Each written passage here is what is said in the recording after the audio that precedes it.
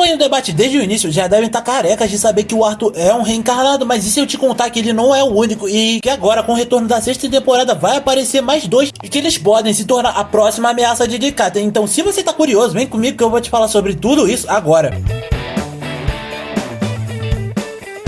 E galera, beleza, que falou Arthur. Galera, antes do vídeo começar, apenas dando aquela relembrada que esse vídeo vai conter spoilers caso você ainda não esteja acompanhando tanto a Webtoon quanto a novela. Então se quiser prosseguir, prossiga por sua própria conta de risco. Só relembrando que, para aqueles que ainda não sabem, assim como o Arthur, existem mais dois reencarnados que vão aparecer dentro da história de debate futuramente, que no caso seria o Nico e a Cecília, que para aqueles que não sabem, na sua vida passada, esses dois eram amigos de infância do Arthur justamente porque eles conviviam dentro de um orfanato. E agora eu vou estar explicando isso como tudo começou. E começando primeiramente com o Arthur, a gente pode estar dizendo que antes de ele se tornar o Rei Grey, ele era apenas um órfão dentro de um orfanato com várias crianças, só que em várias ocasiões eles acabavam até passando fome por simplesmente não terem de onde tirar dinheiro. E nisso a gente já vê que o Nico e o Arthur acabaram meio que praticando furtos para poder sustentar o orfanato, e é daí que vem a maior parte da raiva do Arthur por ladrões, já que ele nunca gostou desse tipo de profissão e só fazia isso para sobreviver, até que em um dos furtos que os dois estavam começando, a gente vê que eles acabam conseguindo fazer um roubo bem sucedido, só que no final a gente descobre que a pessoa para quem o Nico ia vender as joias que eles tinham roubado era um trapaceiro e tentou sacanear eles, fazendo com que eles tomassem tanto dinheiro quanto as joias que eles estavam carregando em uma emboscada, e isso acaba logicamente não dando errado, até porque o Arthur conseguia ser mais rápido naquela época, já que ele demonstrava traços de que, mesmo não sabendo como, ele fazia aquilo corretamente, até que logo depois eles acabam meio que dando de cara com um orfanato cheio de policiais, já que depois que eles despistaram aqueles caras, eles viram que a mulher que sempre cuidou deles e fez de tudo para que eles tivessem uma boa vida, ou pelo menos uma vida mais confortável possível, acabou sendo presa, e por consequência isso acabou fazendo com que o orfanato fosse fechado, fazendo com que dali em diante ele, o Nico e a Cecília, que aliás eu vou estar falando como ela entrou nessa história mais pra frente, seguissem pra carreira militar. Seguindo agora, a gente vai estar falando um pouquinho do Nico, que no caso ele era meio que o cérebro dessa dupla teoricamente inseparável, já que enquanto o Arthur era meio que os músculos e as habilidades do grupo, ele era o cérebro que sempre criava aparato para fazer com que o Arthur desenvolvesse as suas habilidades de QI. Por consequência, também sempre foi apaixonado pela Cecília desde o início, quando a responsável pelo orfanato acabou apresentando ele. E galera, ainda assim isso não era o suficiente, já que a gente viu que em uma das situações que ela acabou meio que tendo um surto de que por ela possuir um poder chamado legado, a gente viu que os dois se juntaram para poder conseguir estabilizar o poder dela, fazendo com que dali em diante ela meio que visse o Arthur como se fosse o seu cavaleiro de armadura no meio de tudo isso. E ainda assim, como eu falei anteriormente, os três meio que se separaram quando tiveram que ir pra academia militar depois que o orfanato foi fechado anteriormente, fazendo com que dali em diante a gente não visse o que aconteceu com o Nico, só que depois que começa o torneio para decidir quem seria o rei, ou no caso o líder daquela nação, ele volta mais misterioso e sombrio do que nunca para poder falar com o Arthur